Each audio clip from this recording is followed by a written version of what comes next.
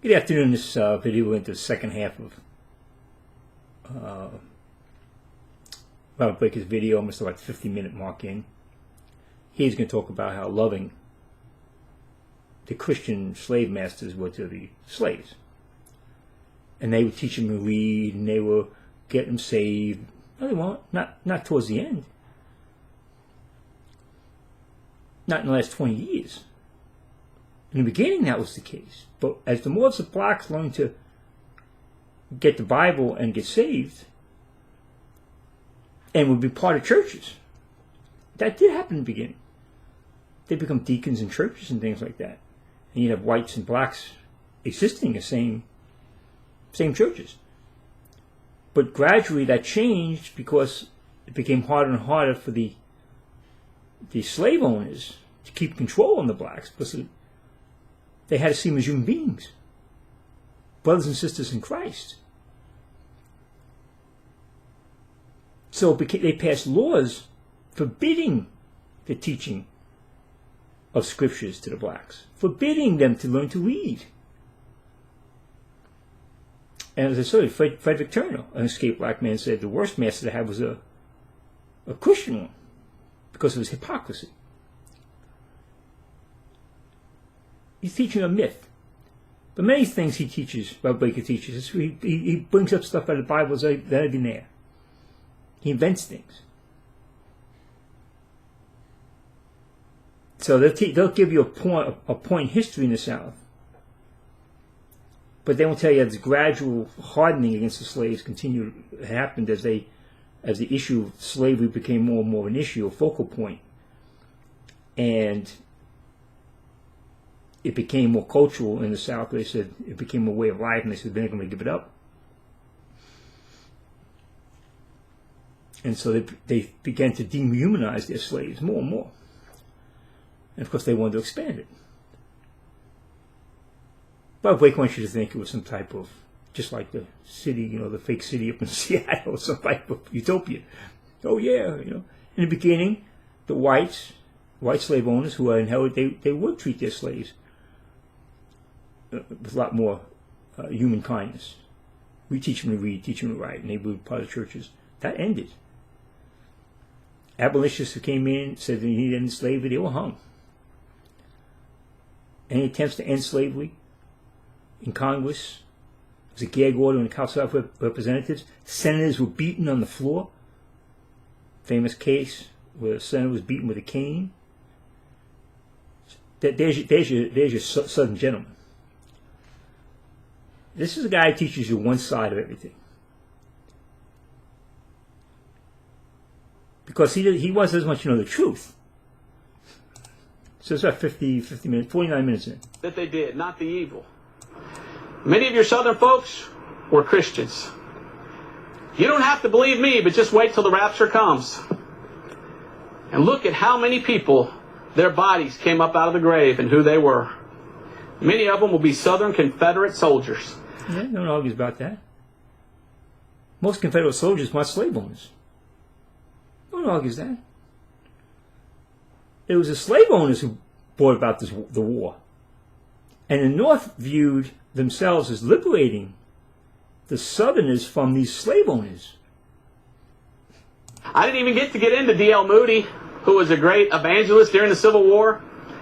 There was a great revival in America during the Civil War, and many, many, many people came to Christ for salvation. There's story after story after story of battlefield that was fought where both sides died. And their blood was so thick it would run into the river, and the river would run red with the blood of the dead. Northern and Southerners. And as they lay dying in the field, they're singing Amazing Grace and holding one another's hand. I can't tell you how many... Does that sound like Unitarians to you? Or Roman Catholics? books I've read. And I love reading books about he loves reading books. History. Yeah. He doesn't understand history. He reads books that give him one side of history. And I see people that loved each other, that loved God, that didn't want to fight. And they weren't all about hate. They fought one heck of a civil war. And I saw people come to Christ for salvation. And I saw Christianity. I saw revival. But that's just because I studied and I He studied.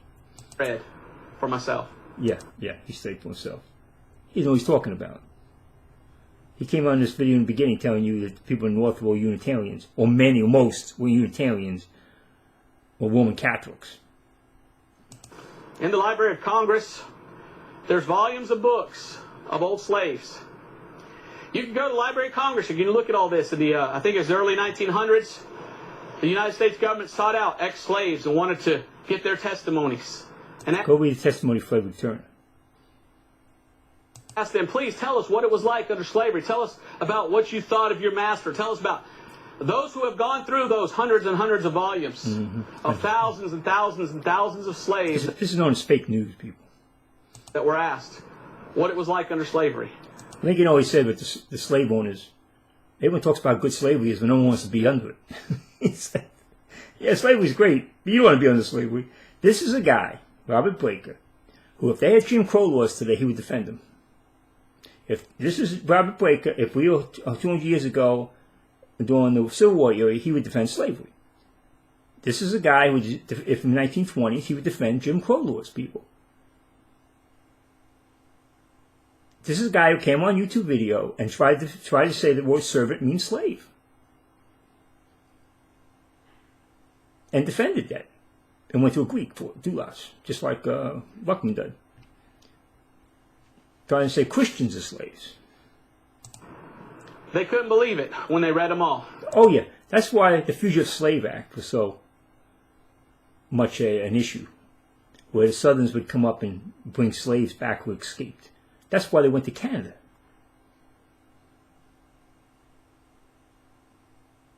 Brother Jay will tell you about that. The Underground Railroad, they had to take them to Canada.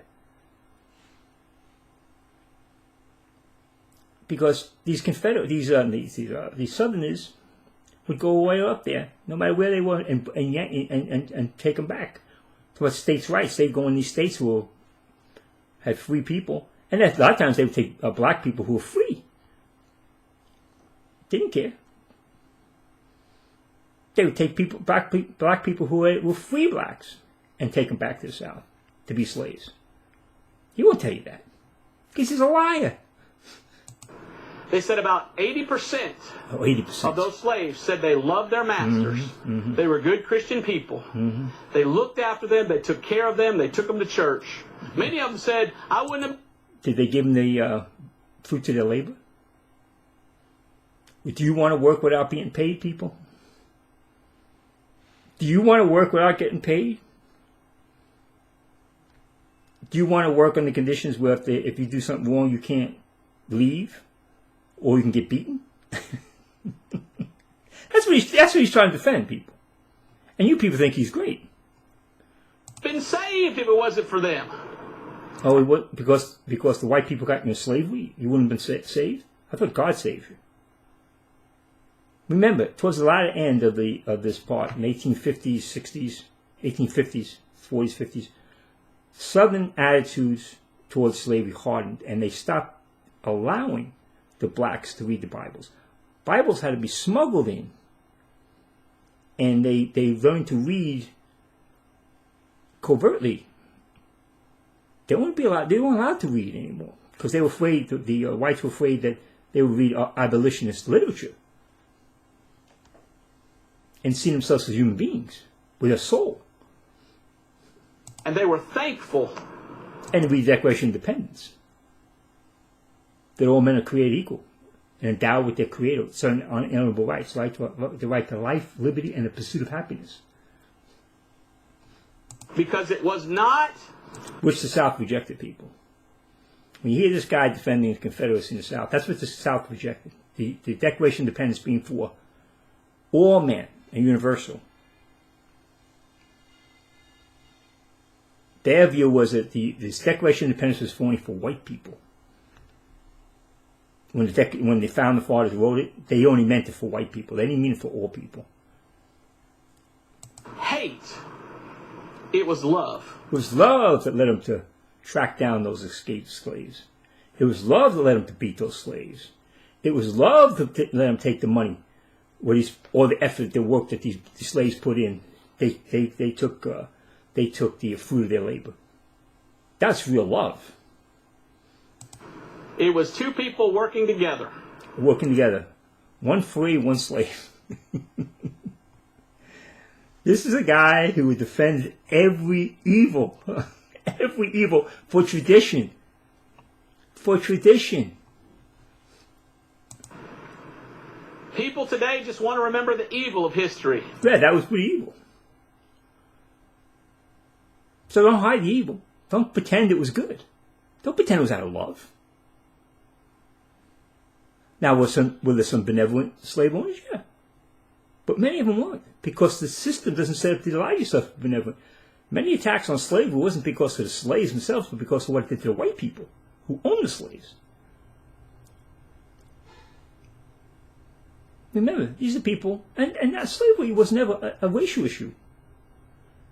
St. Patrick was a slave one time. He was caught. And he had escaped from the Scots. Slavery is been around for thousands of years. But the South made it a racial issue when they put the word Negro in their Constitution. They don't want to look at the good. They want to criticize. They don't want to see character and Christianity. It's not about Christianity, because being a Christian doesn't mean you have to own a slave. It doesn't mean you have to have separate water fountains, separate churches, or talk about the curse of Cain and curse of is it Cain? No, not Cain. Can't think of the guy's name. So I'm going to close this with the gospel. Are you saved? Do you know Jesus? Okay, we'll stop here. Ham, curse of Ham, excuse me. That's why I always want to go back to the curse of Ham. He's going to say, see, he banged out the whole thing on the issue of slavery when he came out the video and tried to defend slavery. And how long he had this other guy on there. And slavery is this, and slavery, really certain Christians are really slaves. And the word servant really means doulos. And, we were bought with a price. Yeah, we were bought with a price. We were bought out of slavery into the family of God. That's what these idiots think. These idiots think we were born into slavery. It's like, no, we were born out of slavery. Satan is a slave master. We are born into freedom. That doesn't justify what these lunatics are doing by knocking all these statues. They knocked down everything. They knocked down Grant statue. They knocked down the 54 regiment, the all black regiment. But don't try to sell slavery as a good. Did it exist? And so did there were some benevolent people? Sure. But slavery hardened in the South, where it became part of their tradition, and they refused. The founders were expecting slavery to end. That's why they forbade it up in the Northwest Territories. They expected slavery. That's where Lincoln came to power. The Republican Party came to power to stop the expansion of slavery, and eventually hoping that it would die. The Confederacy is built on the idea that slavery was a positive good, and that's what they're trying to sell you on. If Breaker was back then, he would have been a defender of slavery. If Breaker was back in Jim Crow law, he would defend Jim Crow laws. That's what Brian Denton is defending against mixed marriages. That's what Breaker believes in. He's against mixed marriages. His opinion. Not according to the scriptures. So let's not put this up. More nonsense than, A guy who lied about history this way can't be trusted with the Bible. That's why I go after these guys. They can't tell the truth. He's a phony. He's a liar.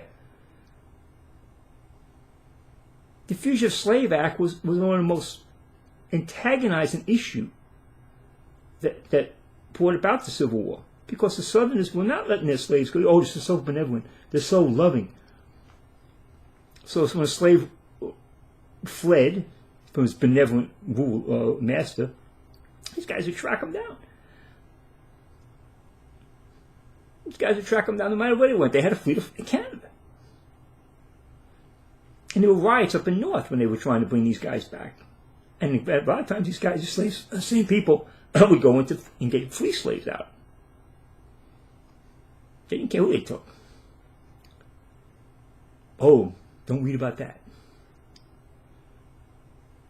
Beware of these guys who give you a partial view of history. Once they lost the Civil War, the South began to reinvent itself, and they began to try to talk about the lost cause issue, the war, because the Democrats who were the South had to begin rewriting history, just like these guys, the Marxists, rewrite history. The Democrats in the South began rewriting history. Oh, it wasn't about slavery. It was on their part.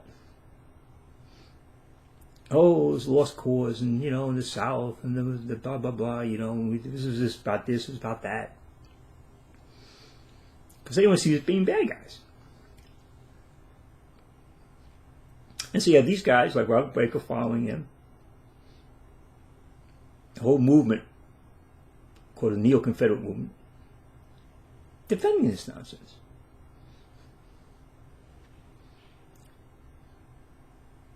The fact that they were Christian isn't relevant to anything.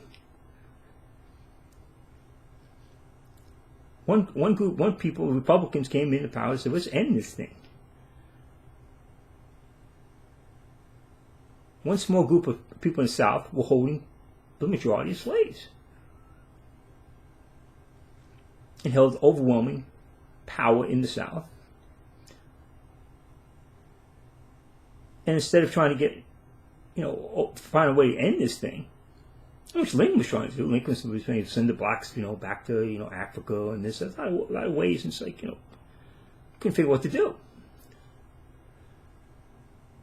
It's a very tough situation they're in, because you're dealing with 3 million people, and what do you do with them? They have never learned anything. They had to learn to read and write. They had to learn skills. They had to learn, they had to be given ability to function. Now it's going to take a process. But the South resisted all that, because the South said, no, we have a right to do this. We have a right to take our slaves anywhere we want to go, because they're our property. That's what they associated with slavery, with property. Disregarding the central tenet of the Declaration of Independence, which is the foundation of this country. That's what this war. That war was over.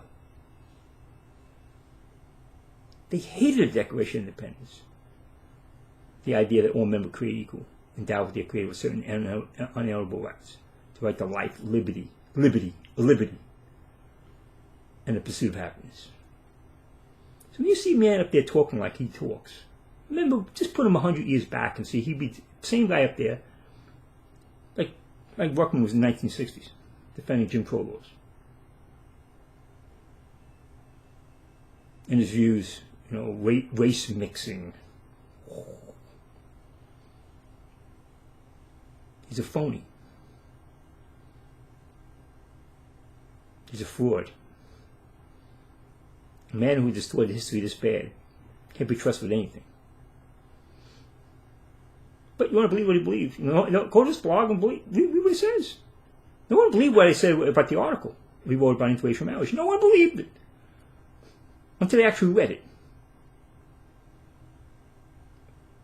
When I bought that at first, I was a nut. I was crazy. He's not saying that. He's not saying that. He's not saying that. This is his opinion. He says his opinion. We read the article. He says he's got it from Scripture. He's such a nice guy. And read his article about the Civil War. He's got a blog up there. This is propaganda. No different than the Marxists are giving you.